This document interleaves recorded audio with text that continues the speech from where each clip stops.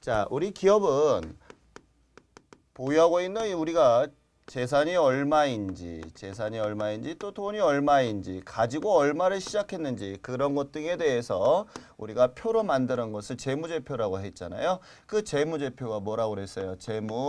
재무상태표에 대해서 이번 시간에 배워보도록 하겠습니다.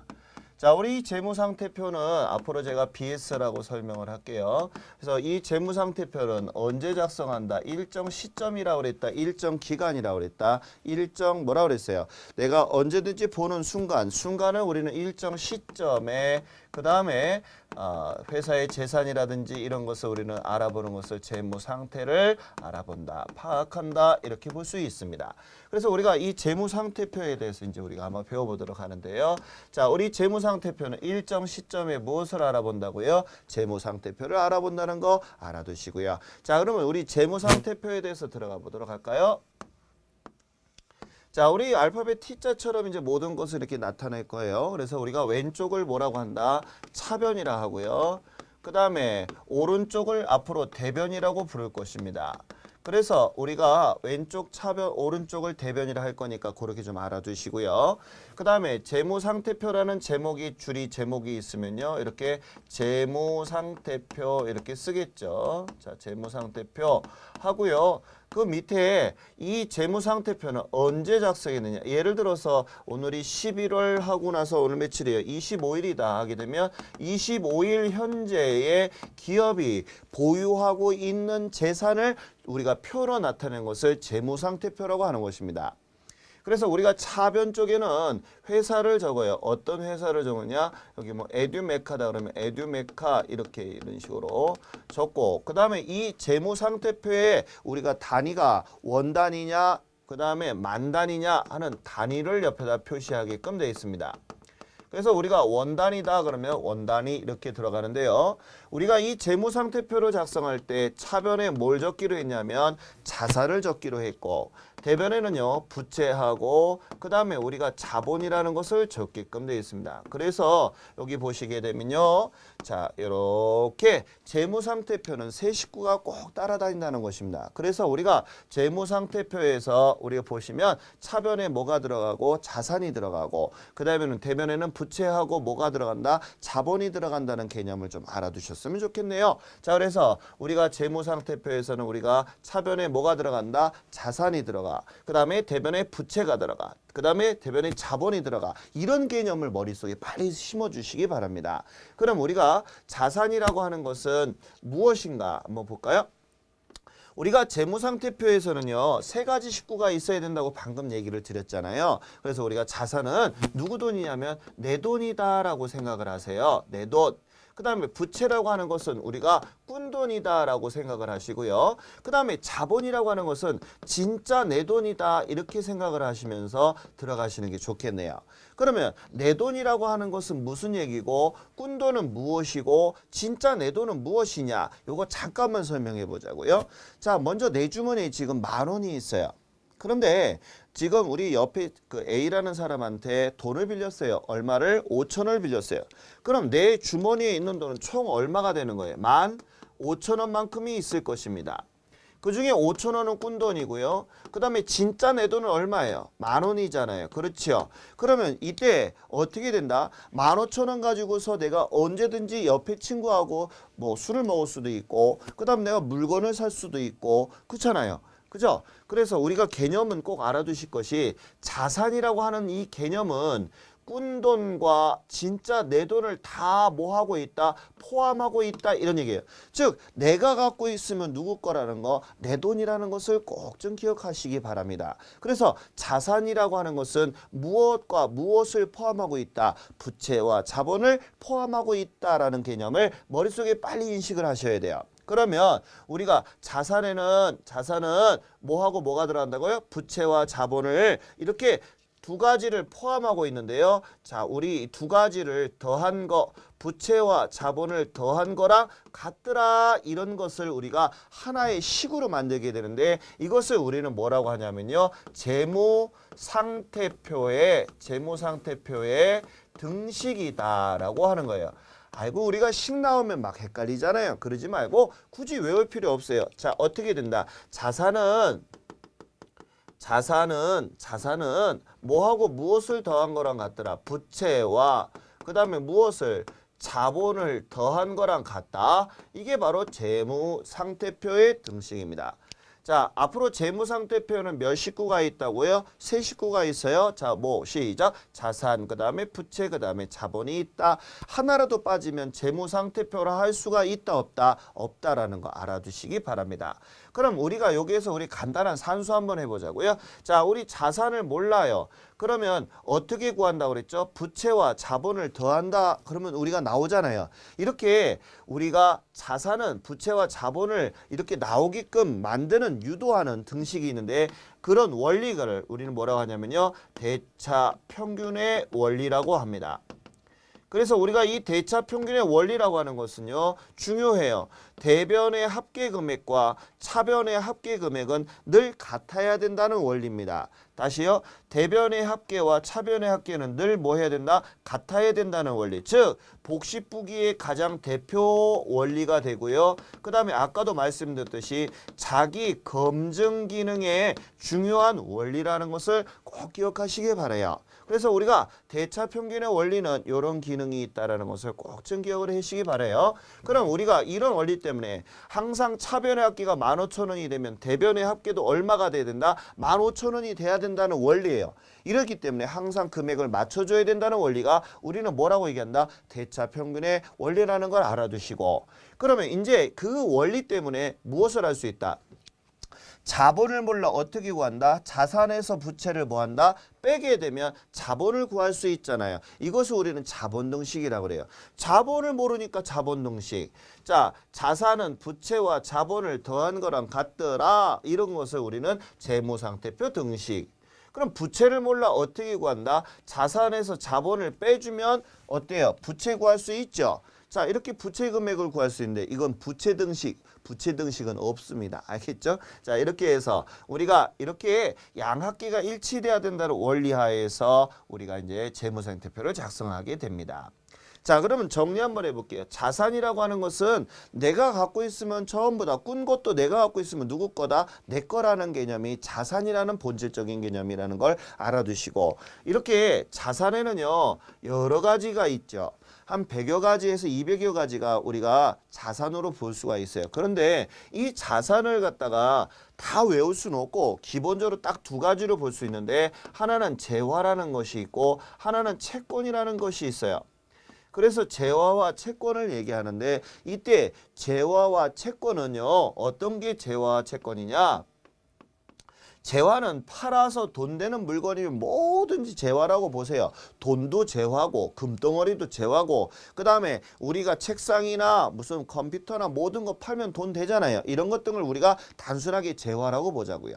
그럼 팔면 누구 거? 내 거가 되니까 바로 뭐가 된다? 자산이 된다는 걸 좀 알아두시고 그 다음에 채권이라는 얘기는 우리 첫 시간에 잠깐 썼어요. 자, 받을 것 채권이라고 그랬죠. 받으면 누구께 되는데 내 거가 되니까 자산이 된다는 얘기예요. 내가 갖고 있으면 무조건 자산이라는 개념입니다.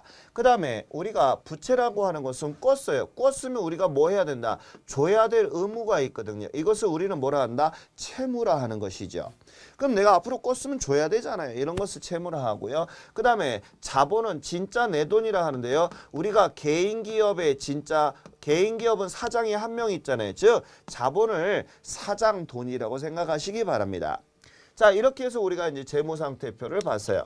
그럼 우리가 이 재무상태표에 대해서 우리가 식구들에 대해서 소개를 하는데요. 재무상태표에 우리가 자산에는 되게 많다 했잖아요. 그래서 기초과정일 때는 이런 기초과정의 친구들을 좀 알아야 되거든요. 그러면 우리가 이렇게 기초과정에 있는 친구들을 앞으로 차변에다가 쭉 적을 거예요. 자산을. 그런데 이렇게 적을 때는 마음대로 자산이라고 이렇게 적는 게 아니라 똥물도 파도가 있어요. 어른 먼저 그렇게 얘기하는 것처럼 여기 우리가 재무상태표에 적을 때는 항상 어떻게 유동성 배열법에 의해서 적어요. 자, 우리가 유동성 배열법이라는 얘기는 무슨 얘기냐면 쉽게 얘기할게요. 사장이 사업이 망할 것 같아요. 제일 먼저 뭘 가지고 도망갑니까? 그렇죠. 돈 가지고 간단 말이에요. 즉 돈은 우리가 제일 많이 움직임이 많은 거죠. 유동성이라는 게 움직임이 많은 것서부터 적으라는 거예요. 즉 뭐가 현금화될 수 있는 놈서부터 적으라. 이것을 우리는 유동성 배열법이라고 합니다. 그래서 앞으로는 부채가 됐건 자산이 됐건 항상 어떻게 유동성 배열법에 의해서 적는다는 것을 꼭 좀 개념을 알아두시고 들어가 주셨으면 좋겠네요. 자, 그렇게 되면 이제 제가 재무상태표에 나오는 식구들 자산서부터 부지런히 가르쳐 드릴 거니까 알아두시기 바래요. 자, 그럼 먼저 우리 교환으로 들어갈까요? 자, 먼저 돈을 우리가 뭐라고 한다? 현금이라고 하죠. 현금을 우리가 돈이라고 하는데요. 자, 앞으로 돈 그러지 말고 우리 뭐라 한다고요? 현금. 현금은 뭐예요? 자산이죠, 자산. 왜? 내가 갖고 있으면 내 자산이잖아요. 그렇죠? 그런 거로 개념 알아두시고 그 다음에 우리가 당좌예금과 그 다음에 보통예금에 대해서 보도록 하죠. 자, 우리가 이 보통예금하고 당좌예금의 차이점은 당좌예금은 자산이고요. 보통예금은 또 자산이에요. 둘 다 자산이란 말이죠. 다 자산이에요. 내가 갖고 있으니까. 그러면 이 당좌예금이라고 하는 것은 무엇을 발행하는 거? 수표라든지 어음을 발행하기 위해서 하는 예금을 우리는 당좌예금이라고 그래요. 그 다음에 보통예금은 우리가 넣었다 뺐다 하는 인출성 예금이라고 하는데요. 자, 우리 여기서 공통적인 게 있어요. 이 당좌 예금과 보통 예금이라고 하는 친구는 회사에 무엇을 하기 위해서 하는 예금이냐면요. 바로 회사에 자금 관리를 하기 위해서 하는 예금이에요. 왜 그런가 봐요? 자, 수표라든지 어음을 발행하거나 또는 은행에서 마이너스처럼 빌려 쓸 수가 있어요. 이것을 우리가 은행에서 빌린 돈은 차원이라고 하는데 이런 것 등이 있습니다. 그래서 회사에 자금 관리를 하기 위해서 하는 거. 왜 보통 예금 같은 경우는요. 어떤 게 있느냐면 월말이 되면 기업체들이 이제 수금을 많이 해오잖아요. 그러다 보면 회사에 금고해 놓으면 불안하잖아요. 그래서 이런 것 등을 어떻게 마감 시간, 은행 마감 시간 전에 전부 다 예금을 하면 불안하지 않잖아요. 이렇게 은행에다 넣었다 뺐다 회사의 자금을 관리하기 위해서 하는 예금이에요. 이러다 보니까 이 보통 예금은 이자가 있긴 있지만 거의 1% 미만대 1% 정도밖에 안 돼요. 그러다 보니까 세금 공제하고 나면 거의 뭐 없다시피 한 거죠. 자, 그 다음에 당좌 예금은 이자가 있다 없다 없는 예금이에요. 암만 여기다가 은행에다 많이 넣어봐야 어떻다 이자가 전혀 없는 예금이라는 거 알아두시고요. 자, 이렇게 무슨 관리를 하기 위해서 자금 관리를 하기 위해서 하는 예금을 우리는 무슨 예금이라 한다? 당좌 예금이나 보통 예금이라고 한다는 것을 알아두시고요. 전부 다 내가 갖고 있으니까 뭐라 한다? 자산이라고 보시면 돼요. 자, 이런 친구들을 우리가 이제 재무상태표에다 적다 보면 예금들이 되게 많을 거 아니에요. 그렇죠? 이런 우리 은행별로 예금이 쫙 많은데 이런 걸 재무상태표에 막 적다 보면 재무상태표가 어때요? 길어진단 말이에요. 또 보기도 안 좋아. 그래서 이런 친구들을 즉 같은 친구들, 같은 성질의 것을 우리가 묶어서 적는 것을 우리는 뭐라고 하냐면요. 통합계정이라고 얘기를 해요. 자, 유사 같은 친구들끼리 묶어서 적어라. 이것을 뭐라 한다고요? 통합계정. 그래서 우리가 현금, 당좌예금, 보통예금을 묶어서 여기다 뭐라고 쓰냐면요. 현금 및 현금성 자산 이렇게 묶어서 적어요. 그래서 만약에 뭐 1,500원이다 하면 이 1,500원하고 땡땡 1하고 이렇게 묶어서 적은 것은 주석사항으로 자, 우리 또 주석도 나왔네요. 주석은요, 설명을 달아주는 것을 주석이라고 해요. 그래서 여기에 현금이 현금성 자산은 현금이 뭐 500원이 있고 보통예금 얼마, 당좌예금 얼마 이렇게 설명을 달아주는 것을 우리는 뭐라 한다고요? 주석이라 한다는 거예요. 자, 이렇게 우리가 유사 같은 성질끼리 묶어서 적었어요. 그 다음에 또 금융상품에 대해서 보자고요. 자, 우리가 이 금융상품은 금융자산이라고도 얘기하는데요. 금융상품은 쉽게 뭐냐면요. 저축을 목적으로 해요. 저축을 목적으로 한다는 거. 그래서 우리가 저축을 목적으로 한다는 얘기는 무엇을 받기 위해서 하는 예금이죠? 바로 이자를 받기 위해서 하는 예금이란 말이에요. 그래서 우리가 이 금융상품에 대해서 봤어요. 그럼 우리가 아까 자금관리하고 다르죠? 금융상품은 어떤 것이 있느냐면요. 바로 정기예금. 그 다음에 또는 정기 적금 이런 것들을 우리가 볼 수 있어요. 이런 것들이 이제 우리가 요즘에 얘기하면 뭐 CMA라든지 CP, 뭐 CD 이런 것 등이 바로 정기예금, 정기적금에서 파생되어 나온 금융상품이라고 보시면 돼요. 자, 이런 것 등을 내가 만기일이라고 하는 것은 그 돈 받는 날짜를 얘기하는데, 자, 1년을 기준하여 우리가 단기다, 장기다 이렇게 구분하고 있다는 것을 알아두시기 바래요. 자, 우리 알아두실 것은 다른 학문에서는요. 단기다, 장기다 하게 되면 보통이 있잖아요. 우리가 5년에서 10년 이렇게 구분을 짓지만 회계에서는 가장 중요한 거 앞으로 1년을 기준한다는 것을 꼭 좀 기억하시기 바래요. 그래서 회계에서는 1년 안에 만기가 되는 것은 우리가 뭐라고 한다? 단기 금융상품이라 하고, 그 다음에 1년이 넘어가는 것을 뭐라고 얘기한다? 장기 금융상품이라고 한다는 개념을 꼭 좀 머릿속에 담아주셨으면 좋겠네요. 자, 이렇게 해서 우리가 금융상품 전부 다 내가 보유하니까 자산이란 얘기죠.